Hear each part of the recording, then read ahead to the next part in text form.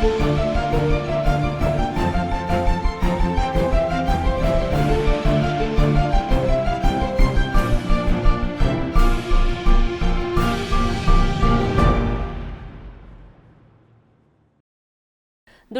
ত্রিপুরার এই বিশেষ আয়োজনে বিকাশের গতি নিয়ে আমি শর্মিষ্ঠা আপনাদের সঙ্গে।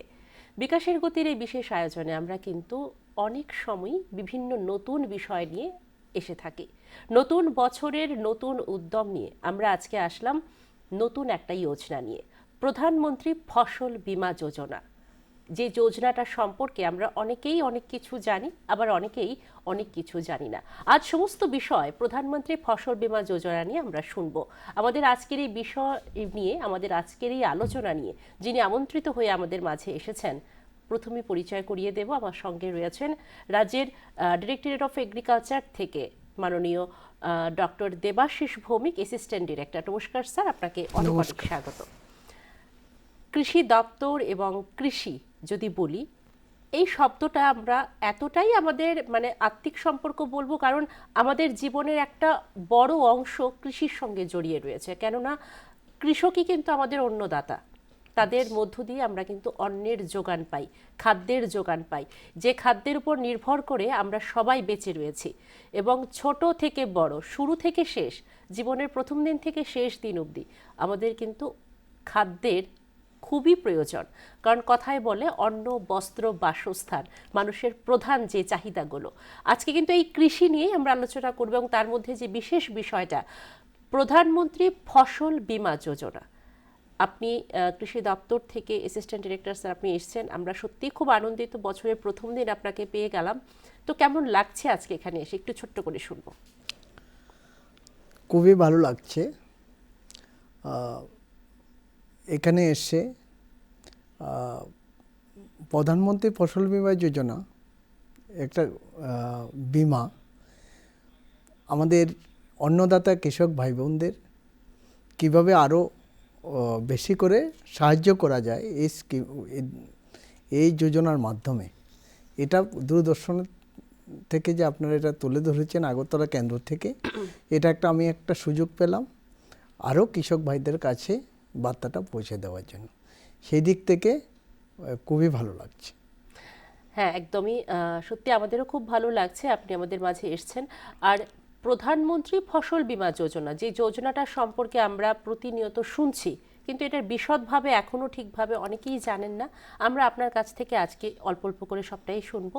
প্রথমেই যদি বলি, মাননীয় প্রধানমন্ত্রী যে বিকশিত ভারত 2047-এর স্বপ্ন আমাদেরকে দেখাচ্ছেন, সেই পথে কিন্তু কৃষি একটা বড় অংশ, যেটাকে কেন্দ্র করে মাননীয় প্রধানমন্ত্রী প্রচুর কৃষকদের জন্য, এই অন্নদাতাদের জন্য অনেক কিছু যোজনা তৈরি করেছেন। তার মধ্যে একটি হলো প্রধানমন্ত্রী ফসল বীমা যোজনা।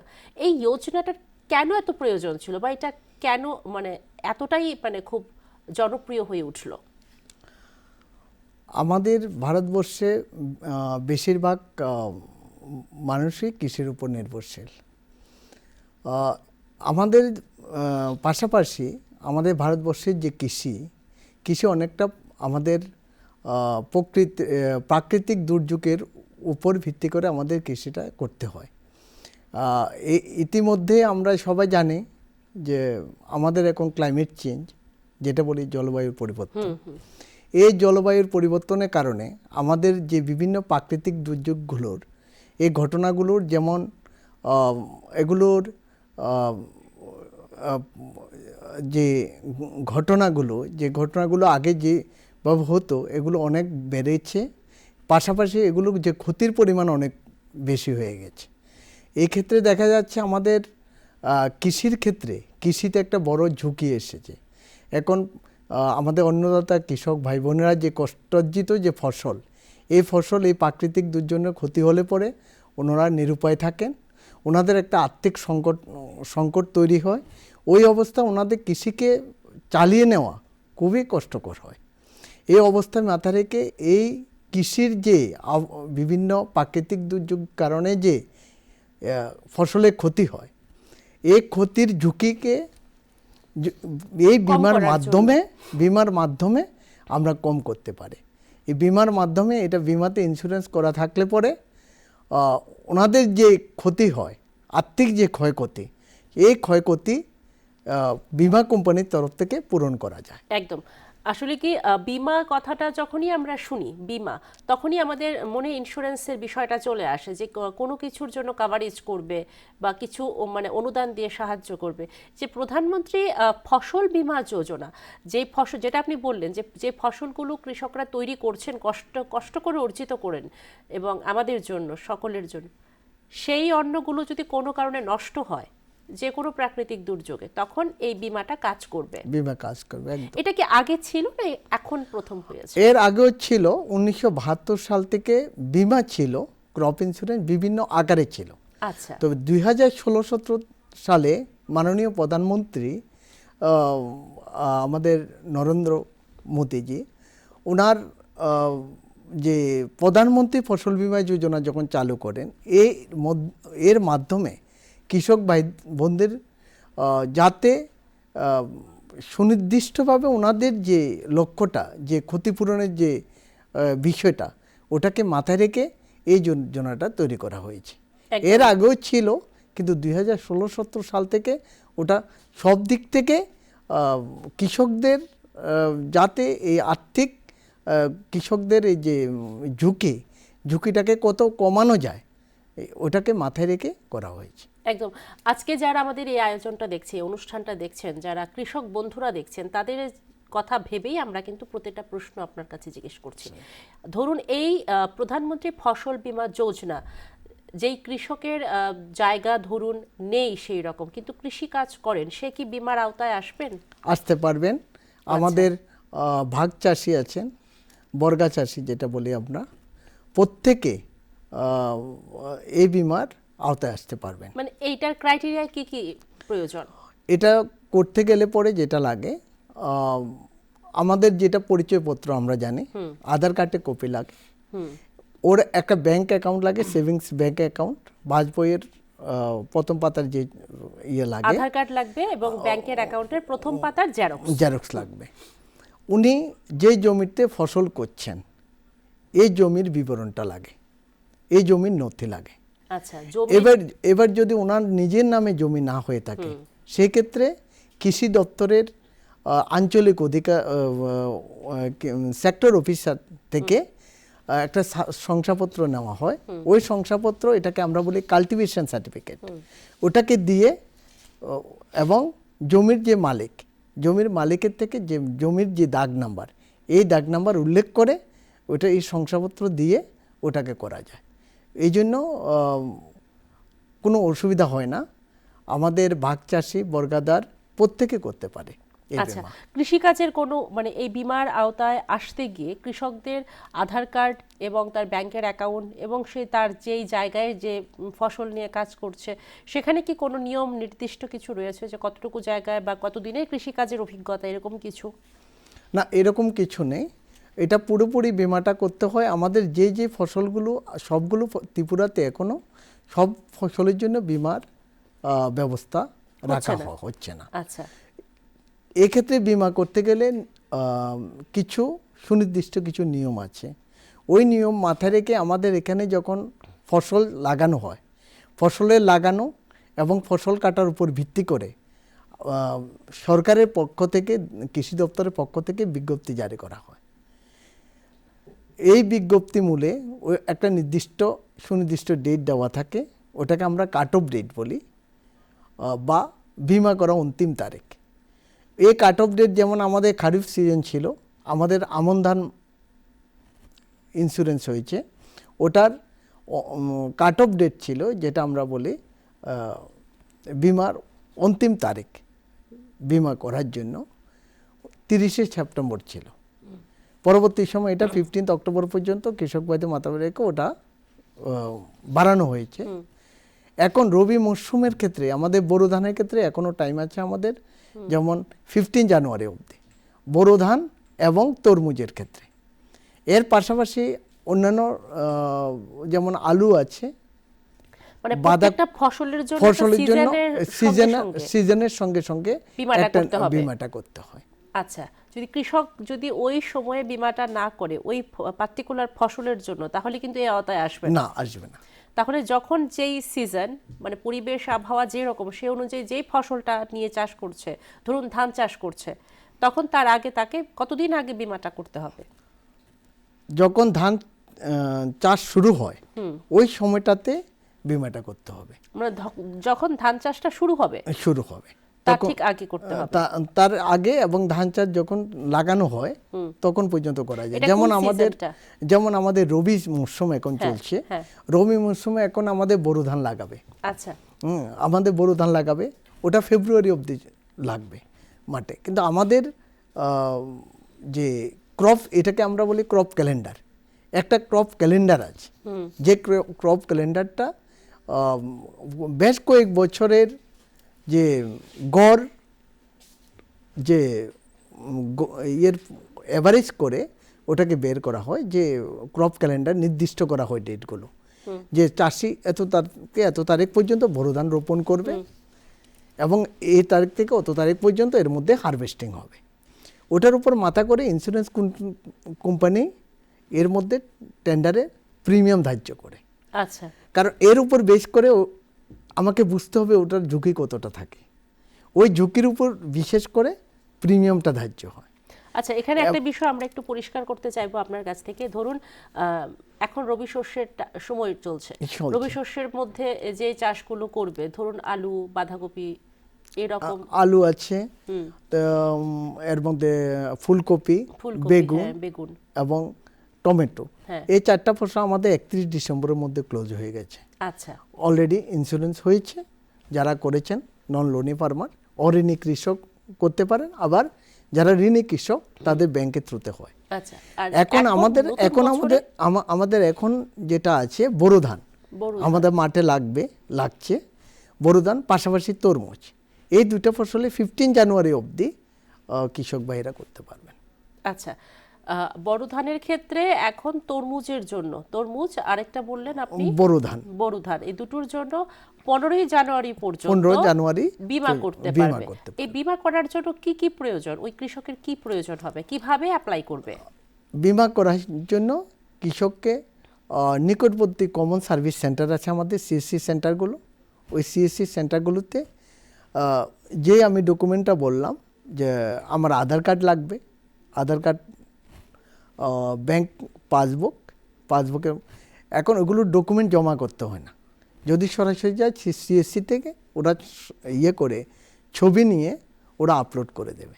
সঙ্গে মোবাইল নাম্বার লাগে এখন, ওটা ওটিপি তৈরি হয়, সঙ্গে সঙ্গে ওটিপি জেনারেট হয়, ওটিপি দিয়ে ওটাকে অথেন্টিকেশন করা হয় যাতে বিমাটা কোনো রকম ইয়ে না হয়, ট্রান্সপারেন্সি মেনটেন হয়। আর এর পাশাপাশি যেটা লাগে, যে জমিতে করছে এই জমির নাম্বার লাগে, দাগ নাম্বার লাগে, এইগুলো হচ্ছে নেসেসারি ইনফরমেশন। এর সঙ্গে যদি কেউ ভাগ চাষি হয়ে থাকে ওই ক্ষেত্রে একটা শংসাপত্র নিতে হয়, যেটা আমাদের ডিপার্টমেন্টের যে আধিকারিক আছেন, আঞ্চলিক আধিকারিক, আমরা সেক্টর অফিস বলি, সেক্টর অফিস থেকে ওটা ওনাদের দেবেন, যে এই জমিটাতে হ্যাঁ, যদি ওনার নিজের নামে জমিটা না থাকে, ওটাকে আমরা বলি শেয়ার ক্রপার, একটা শেয়ার ক্রপার কাল্টিভেশন সার্টিফিকেট নিতে হয়। এটাকে নিয়ে সিএসসি সেন্টার এবং ইন্স্যুরেন্স কোম্পানির এজেন্ট আছে, ইন্টারমিডিয়ারি। সেন্টারটা কোথায় রয়েছে? সিএসসি সেন্টার আমাদের যদি আমরা সেইভাবে ধরে, আমাদের রাজ্যে অনেকগুলো সিএসসি সেন্টার, সিএসসি বলতে বিএলই আছে, সিএসসির আন্ডারে আবার ওনাদের ভিলেজ লেভেল এন্টারপ্রেনিউর বিএলই, এই যে বিএলই সেন্টার প্রত্যেক গ্রামে আছে, প্রত্যেক গ্রামে আছে। এবং ওনাদের ওটা করার জন্য কৃষক ভাইদের 1 টাকাও দিতে হবে না, এই যে বিমাটা করানোর জন্য শুধু প্রিমিয়ামটা দিতে হবে, 1 টাকাও দিতে লাগবে না, বিমা করার জন্য প্রিমিয়ামটা দিতে হবে। আচ্ছা, যেমন আমাদের বোরো ধানের জন্য মাত্র 10 টাকা, আচ্ছা, মাত্র 10 টাকা। বাকি কি মানে এরকম কিছু যে বছরে না মাসে? ওটা সারা সিজনের জন্য হচ্ছে। আচ্ছা, বোরো ধান সারা, এই বোরো ধান এটা 4-5 মাসের যে ইয়ে, ওটার জন্য একবারই বিমাটা টাকাটা দিতে হবে, 10 টাকা, বাকিটা রাজ্য সরকার বহন করছে। আচ্ছা, এমনিতে যে ওটার যে প্রিমিয়াম আসে 216 টাকা, আচ্ছা, এই 216 টাকার মধ্যে ফার্মার্সকে শুধু কৃষক ভাইদের শুধু 10 টাকা 10 দিতে টাকা হয়, দিতে হয়। বাকি টাকা আমাদের রাজ্য সরকার দিচ্ছে। ইন্স্যুরেন্স কোম্পানিকে দিয়ে দিচ্ছে। আচ্ছা, এবার ইন্স্যুরেন্স কোম্পানি যদি কোনো কৃষকের ওই ফসলটা নষ্ট হয়ে যায় প্রাকৃতিক দুর্যোগের ক্ষেত্রে, বা কোনো গবাদি পশু যদি নষ্ট করে দেয় বা চুরি হয়ে যায়, তখন কি বিমাটা আসবে? কি এটার মধ্যে মেইনলি যেটা থাকবে আমাদের ক্যালামিটি ন্যাচারাল ক্যালামিটি, প্রাকৃতিক দুর্যোগের কারণে যদি ফসলের ক্ষতি হয় তাহলে এটা কভারেজ যেদিন থেকে লাগাবে আপ টু হারভেস্টিং ওটা কভারেজ। তাছাড়া চুরি বা অনেক সময় না, এটা চুরি ওটা নেই, এটা তো ন্যাচারাল না। ন্যাচারাল ক্যালামিটিতে যে প্রাকৃতিক দুর্যোগের কারণে যে ক্ষয়ক্ষতি, এই ক্ষয়ক্ষতির হলে পরে কত টাকা পাবে তখন? এখন এই বিমা করার জন্য আমাদের কত টাকা, আমাদের যেমন বিমাগুলোর ক্ষেত্রে আমাদের একটা সাম ইনস্যুর থাকে, এক্ষেত্রে এই আমাদের এই ক্রপগুলোর প্রত্যেকটা বিমার ফসলের জন্য সাম ইনস্যুর ধার্য করা থাকে। আমরা যখন বিজ্ঞপ্তি জারি করি তখন আমরা বোরো ধান, আলু সবগুলো ফসলের জন্য একটা সাম ইনস্যুর নির্ধারিত করা হয়। বোরো ধানের ক্ষেত্রে আমাদের কানি প্রতি 14,000 টাকা, 14,000 কানি প্রতি 14,000 টাকা। হ্যাঁ, তাহলে 10 টাকা দিয়ে যদি আমি এক কানি যদি ফসল যদি বিমা করানো হয় তাহলে ওনার 14,000 টাকা পর্যন্ত উনি পেতে পারে যদি নষ্ট হয়। উনি যদি 100% নষ্ট হয় তাহলে 14,000 টাকা পাবেন, যদি 50% নষ্ট হয় 7,000 টাকা পাবেন। এই যে ক্ষতির অনুপাতে ওটাকে দেওয়া হয়, ক্ষতিপূরণ মেটানো হয়। আচ্ছা, এবার একটু আমরা জানবো যে এই রকম বিমা, এই যে বিমাটা শুরু কবে থেকে হয়েছে? 2016 সাল থেকে আমাদের এই যে চলছে প্রধানমন্ত্রী ফসল বীমা যোজনাটা, প্রধানমন্ত্রী ফসল বীমা 2016-17 থেকে শুরু হয়ে গেছে, এবং এটার আওতায় মানে মোটামুটি একটা আনুমানিক কি রকম কৃষক হয়েছে আমাদের রাজ্যে আমরা যদি 2016-17 সাল থেকে ধরি, প্রথম 2019-20 অবধি এটা খুব একটা, কারণ আমরা জানি সবাই আমাদের ম্যাক্সিমাম যে আমাদের 96% কৃষক ভাই বোনেরা হচ্ছে মার্জিনাল ক্যাটাগরি, ওনাদের বিমা টাকাটা দিতে অনেকটা অসুবিধা হতো, প্রিমিয়াম টাকা না, তখন এটা পুরোটা দিতে হতো 220 টাকা, 220 টাকা। তো রাজ্য সরকার সবকিছু বিবেচনা করে আমাদের কৃষকের সাথে যে 210 টাকা রাজ্য সরকার থেকে দিচ্ছে, বাকি 10 টাকাই শুধু কৃষককে দিতে হয়। ওটা করার পরে গত এই কয়েক বছরে আমাদের যে 9 বছরে 2016-17 থেকে যদি বা 18-19 থেকে যদি ধরে আমরা 14 লাখের উপর বিমা হয়েছে। বাহ, 14 লাখের উপর বিমা হয়েছে। এর মধ্যে 1,23,000 কৃষক ক্লেম করেছেন, ক্ষতিপূরণ পেয়েছেন, এটাই ক্লেম করে 1,23,000 অলরেডি।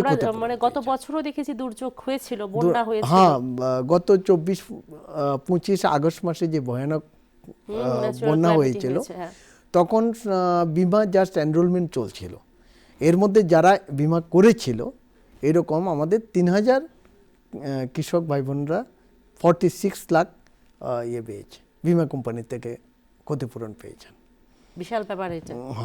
এবং তারপর কৃষকদের কি রেসপন্স দেখেছেন আপনারা? কৃষকরা নিশ্চয়ই তাদের কিছুটা মানে স্বস্তি ফিরে এসেছে, ওনাদের চাষাবাদ চালিয়ে যেতে এটা সুবিধা হয়েছে, যেটা মূল লক্ষ্যই হচ্ছে বিমার, যে বিমার যদি টাকাটা ওনারা পেয়ে যান তাহলে ওনাদের যে ক্ষয়ক্ষতি, ওনাদের যে আয়টা স্থিতিশীল থাকে, তাহলে ওনারা যে কৃষির যে কাজ ওটাকে এগিয়ে নিয়ে যেতে পারেন, এবং ওনারা নতুন নতুন যে আমাদের যে টেকনোলজি ওটাকে ওনারা অ্যাডপ্ট করতে পারেন। একদম। আমরা দেবাশিস বাবু আরেকটা বিষয় আমরা জানতে চাইবো যে অনেক কৃষকদের কাছে আমরা যেটা শুনছি, মানে কৃষক মানে ক্রেডিট কার্ড যেটা, যাদের কাছে এই ক্রেডিট কার্ডটা থাকে তারা কি এই বিমার আওতায় আসবে কি? তারাও আসবে, তারা সরাসরি আসবেন। কিষাণ ক্রেডিট কার্ড বেসিক্যালি কৃষকদের ফসল চাষবাস করার জন্য 1 বছরের জন্য 1 বছরের মধ্যে টাকাটা পরিশোধ করতে হবে, ওনাকে একটা ঋণ ওনারা পাবেন। এই ঋণ নিয়ে ওনারা ওনাদের কৃষিকাজ করতে পারেন, এবং 1 বছরের মধ্যে ওটা ফেরত দিতে হবে ওনাকে।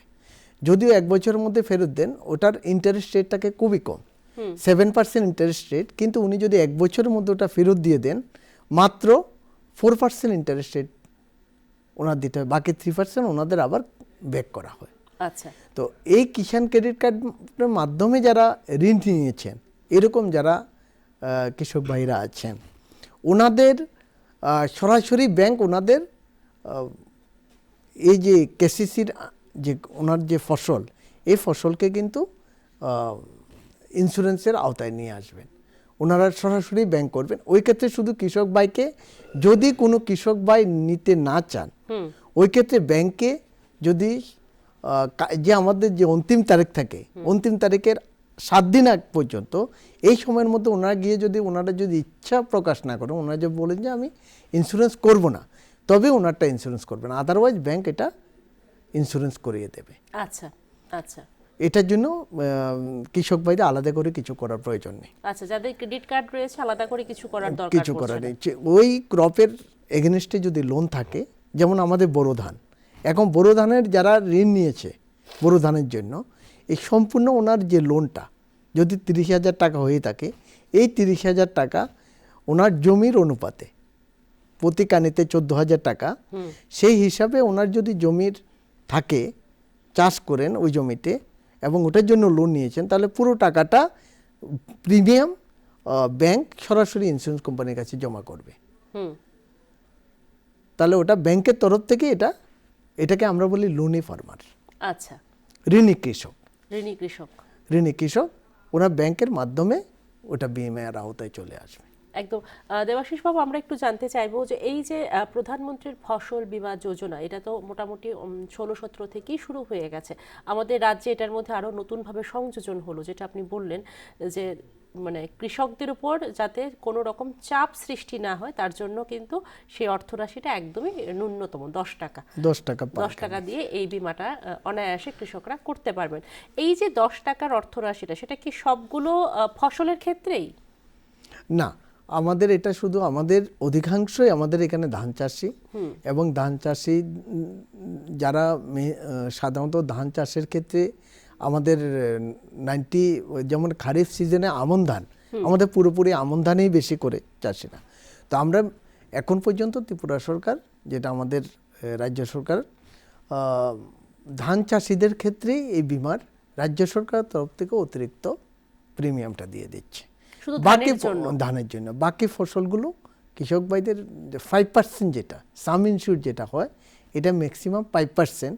যেমন আমি যদি উদাহরণ বলি, তরমুজের ক্ষেত্রে 27,000 টাকার মতো সাম ইনস্যুর আছে। তো এর 5% মোটামুটি 1300 টাকার উপর, 1300 টাকার কাছাকাছি কৃষক ভাইদের দিতে হবে। কিন্তু ধানের ক্ষেত্রে বেশি দেওয়া হয়েছে। আচ্ছা, বাকি ফসলের ক্ষেত্রে যেটা থাকছে কৃষক ভাইরা এটা দিয়ে নিলে ওনাদের ক্রপটা সুরক্ষিত থাকে। যেমন তরমুজ খুবই রিস্কি ক্রপ, হ্যাঁ, যা আমরা জানি আমাদের শিলাবৃষ্টি, ঝড়, যে এগুলো যখন হয়, এখন খুব অপ্রত্যাশিতভাবেই হয়, কারণ ক্লাইমেট চেঞ্জের কারণে এগুলো অনেক বেড়েছে। তো ওই ক্ষেত্রে আমাদের যে ফসল তরমুজ যদি ক্ষতি হয়ে যায়, কোনো কৃষকের বাইরে যদি ক্ষতি হয়, তাহলে এই ন্যূনতম প্রিমিয়ামে কিন্তু ওনার যে চাষ করতে ওনার যে খরচ হয়েছে, ওই টাকাটা উনি কিন্তু পেয়ে যাবেন। আমরা কিন্তু একটা বিষয় আপনার কাছ থেকে আবারও জানতে চাইবো যে এই যে এই বীমা যোজনা সম্পর্কে জানতে চাইলে বা এটার খোঁজ খবর নিতে চাইলে, বা ধরুন যে কোনো কৃষক যেই প্রাকৃতিক দুর্যোগের কবলে পড়েছেন, ওনার ফসল নষ্ট হয়েছে, তাৎক্ষণিকভাবে যোগাযোগ করার জন্য আপনাদের কি কোনো বিশেষ নম্বর রয়েছে বা যোগাযোগের মাধ্যম রয়েছে? হ্যাঁ, বিশেষ নম্বর তো আছে আমাদের 14447। এটা কেন্দ্রীয় সরকারের কৃষি রক্ষক পোর্টাল এবং হেল্পলাইন 44477। হ্যাঁ, এই নম্বরে টোল ফ্রি নম্বর, এই নম্বরে সরাসরি যোগাযোগ করতে পারে। কোনো রকম কৃষকের যদি কোনো গ্রিভেন্স থাকে তাও জানাতে পারেন। এছাড়া আমাদের যে প্রত্যেক অফিস আছে, আমাদের প্রতি আমাদের পঞ্চায়েতে অফিস আছে, আমাদের কৃষি যে অফিসগুলো আছে, স্থানীয় অফিস যেখানে আছে, আমাদের যে মহকুমার যে অফিস আছে,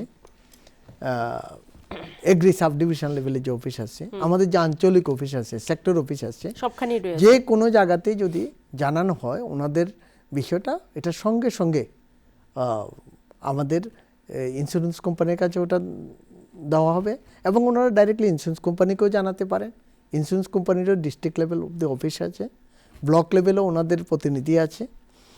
এছাড়াও কৃষক টোল ফ্রি নাম্বার যেটা তো বললাম, ওইখানে উনি রেজিস্টার করতে পারেন। তবে যদি স্থানীয় দুর্যোগজনিত কারণ, শিলাবৃষ্টির কারণে ক্ষতি হলো বা হঠাৎ করে জলে তরমুজ ক্ষেত নষ্ট হয়ে গেল, বৃষ্টি এলো, জল উঠলো, তরমুজ ক্ষেত নষ্ট হলো, ওই ক্ষেত্রে 72 ঘন্টার মধ্যে কিন্তু জানাতে হবে এটা। আচ্ছা, এটা নির্দিষ্ট একটা টাইম দেওয়া আছে, 72 ঘন্টার মধ্যে ওটা রিপোর্ট করতে যদি হবে। 72 ঘন্টার বেশি হয়ে যায় তাহলে কি পরিষেবা 72 পাবে না? ঘন্টার বেশি হয়ে গেলে সেক্ষেত্রে অ্যাজ পার যে গাইডলাইন আছে ইন্স্যুরেন্স কোম্পানি ক্লেম দেওয়ার ক্ষেত্রে একটু অনীহা প্রকাশ করতে আচ্ছা, পারে। আমরা একটু ওনারা জানতে চাইবো এই যে বীমা যোজনাটা কোন কোম্পানির আওতায় থাকছে? আমাদের এই বীমা কোম্পানি এটা ভারতবর্ষে ভারত সরকার অলরেডি 20টা জেনারেল ইন্স্যুরেন্স কোম্পানিকে এমপ্যানেল করে রেখেছে।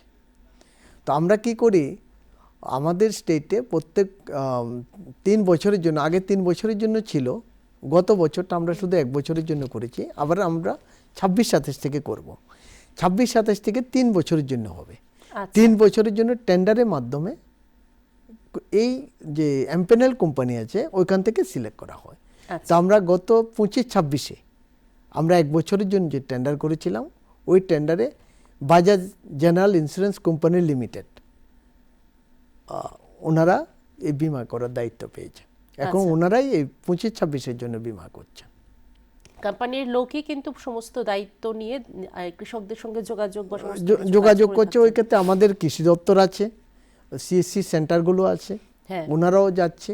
আমাদের আমন সিজনে আমরা যেমন বিভিন্ন ক্যাম্প করা হয়েছে, ক্যাম্প করে ওইখানে ক্যাম্পে সিএসসির লোক ছিল, ইন্স্যুরেন্স কোম্পানির লোক ছিল, যাতে চাষিদের কৃষক ভাইদের খুব তাড়াতাড়ি করে বিমাগুলো করানো যায়। একদম।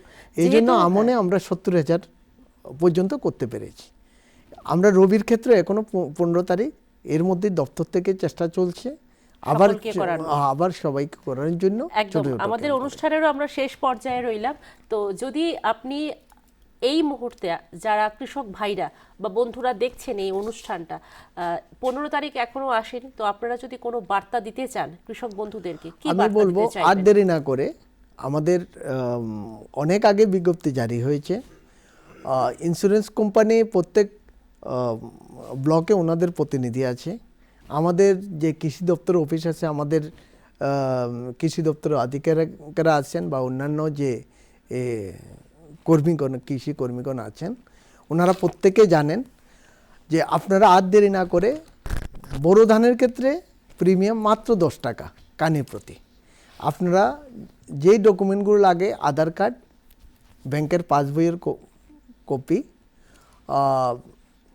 জমির যেই নির্দিষ্ট জমিতে চাষ করছে জমির নাম্বার, আর আপনার মোবাইল নাম্বার লাগবে, কারণ আপনাকে এটা ওটিপি জেনারেট হবে যে আপনার নামে পলিসিটার সঙ্গে সঙ্গেই পোর্টালে ক্রিয়েট হচ্ছে। এটা যে কোনো সিএসসি সেন্টারে আপনি ভিজিট করুন, সিএসসি সেন্টারে এটা করিয়ে দেবে, অথবা আপনি আমাদের দপ্তরে যোগাযোগ করলে যে বিমা কোম্পানির যে এজেন্ট আছে, বিমা কোম্পানি এজেন্ট ওটা করিয়ে দেবে। এবং এটা করলে পরে আপনার কোনো কারণে যদি কোনো রকম আমাদের অপ্রত্যাশিত কোনো প্রাকৃতিক দুর্যোগের কারণে আপনার ফসলের যদি ক্ষতি হয়, আপনি ক্ষতিপূরণ পেয়ে যাবেন। এতে আপনার আয় স্থিতিশীল থাকবে। একদম। অসংখ্য ধন্যবাদ, আপনি একটা মূল্যবান সময় আমাদেরকে দিয়েছেন। আজকে প্রধানমন্ত্রী ফসল বীমা যোজনা সম্পর্কে আমরা অনেকটা জানলাম এবং অনেকটা জানাতে পারলাম আমাদের দর্শক বন্ধু এবং কৃষক ভাইদেরকে। এভাবেই যেন পরবর্তী সময় আপনাদেরকে আমরা যেন আমাদের এই আয়োজনে পাই, এটাই আমরা আশা রাখছি। অনেক অনেক ধন্যবাদ। ধন্যবাদ। দর্শক বন্ধুরা এবং আমাদের কৃষক ভাই বন্ধুরা, আপনারা তো শুনলেন, আপনাদের কিন্তু ফসল নিয়ে আর কোনো চিন্তা নেই। এবার যেই মরশুম আসুক, যেই প্রাকৃতিক দুর্যোগ হোক, প্রধানমন্ত্রী ফসল বীমা যোজনা রয়েছে। এবং যখনই আপনারা তাৎক্ষণিক কোনো সমস্যায় পড়বেন, সেই টোল ফ্রি নাম্বার কিন্তু রয়েছে 14447। সেখানে ফোন করে আপনারা কিন্তু আপনাদের সমস্যা বা যে কোনো ইনকোয়ারি আপনারা কিন্তু অনায়াসে করতে পারবেন। আপনার ফসলটাই হলো আপনার পুঁজি, আর আপনাদের ফসলের দ্বারাই কিন্তু আমরা সবাই সুরক্ষিত খাদ্য গ্রহণ করে থাকি, এবং যে খাদ্যের উপর ভিত্তি করে পুরো সমাজ, পুরো ভারতবর্ষ দাঁড়িয়ে রয়েছে। সবাই ভালো থাকুন, সুস্থ থাকুন, আর প্রধানমন্ত্রী ফসল বীমা যোজনা প্রত্যেকটা কৃষক বন্ধুদের কাছে বলবো অবশ্যই আপনারা এটা করবেন। আমাদের সঙ্গে থাকুন। নমস্কার।